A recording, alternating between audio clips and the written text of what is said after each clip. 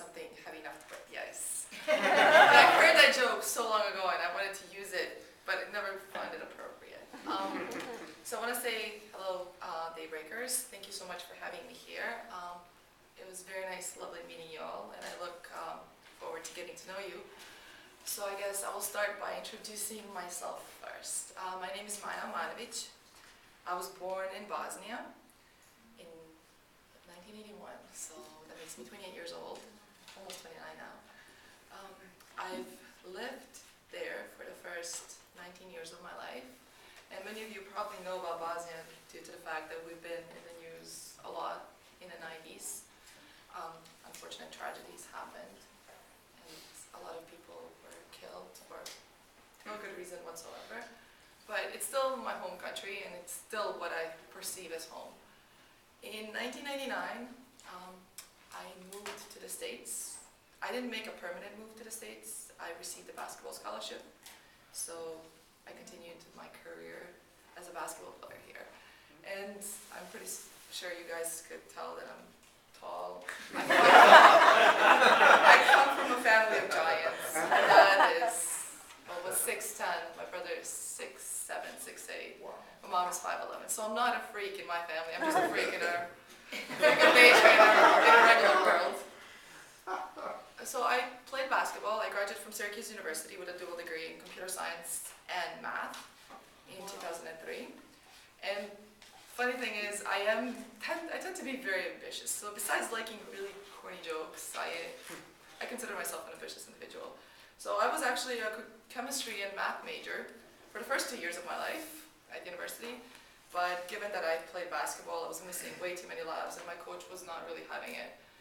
So she told me to just drop the chemistry, do the math, and then I'm like, what am I going to do with a math degree? I mean, my original plan was to go to dental school. So I'm like, well, with the way the industry is moving, everything is going to computers, and everything's going to be digitized one day, so why don't I just pick up something that I've never done before and will prove useful. So in my junior year, I declared a computer science major, which was a bad thing to do because I had no life whatsoever. I tried to cram 4 years of university in 2. I took too many courses out of sequence. Long story short, I graduated with a comp sci degree, and I fell in love with computer science. So my original plan of becoming a dentist got scraped off. I applied. In the meantime, my mom has immigrated to Canada. I had a scholarship to Cornell, but instead of going to Cornell for my master's, I ended up going to University of Waterloo, which for many of you US people, it's a Canadian MIT. So it was a great, stimulating place to be. I enjoyed my 2 years there. But sadly enough, my supervisor was not getting a tenure. So once I completed my master's degree, I just did another scholarship, so I started doing my PhD degree. I wanted to be a professor, do something important and amazing and contribute to the world.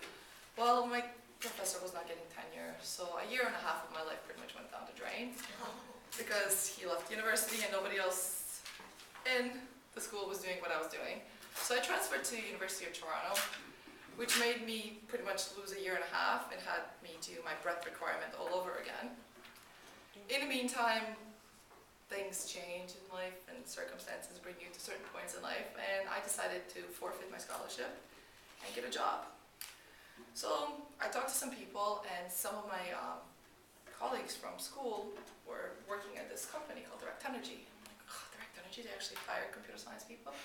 Well, it turns out that they have this amazing program. It's called Leadership Development Program for the IS people. It's a 2-year program, have 6 rotations. 3 are technical in nature. During those 6 months, I program, and 2 mini rotations, which are business. And then during those business rotations, I just don't do anything technical. I just interact and pretend to be a business person or a financial analyst or something. So currently, I'm completing my 2nd technical rotation, and that's how I came to Houston. And part of my requirement as my leadership development program is to grow. And it's our company motto, learn, share, grow. So one of the requirements is to improve my public speaking skills. And a great way to do that is Toastmasters. And I was supposed to join a long time ago, but work kept piling up and I kept putting it off. So I'm like, if I set a goal and I set a time frame, then I should be able to complete it. So that's why I'm here, to deliver my 10 speeches in 3 months and hopefully do so successfully. And just improve. And I know I used a lot of ums, and I'm so glad that she's not ringing that bell. I'm really nervous, which brings me back to when I was defending my master thesis. I was so nervous, and they had this podium, and I held on to it, but it wasn't very stable, so it kept shaking because I was holding on to it for dear life.